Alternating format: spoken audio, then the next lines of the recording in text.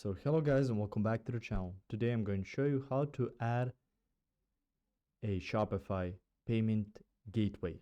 So the first thing you want to do is to go to your admin panel on Shopify.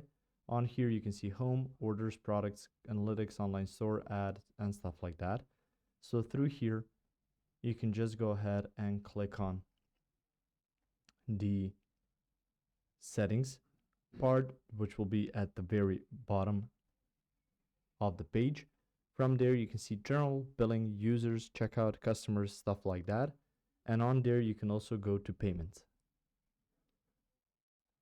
Once you've clicked on payments, you can see payment providers. You can see supported payment methods. So one of the methods that you choose, and you can add payment methods throughout here. But to add a gateway or so-called gateway, you will need to choose a provider which will be able to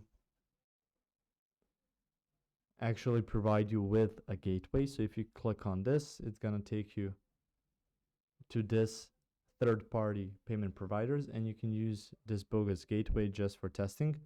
So you can make sure once you've set up that gateway that it's going to work. After that, you can use the ADN payments, then Anthem. You can see there's a lot of different people that are using different gateways, so you can use their gateways so you have your payment set up.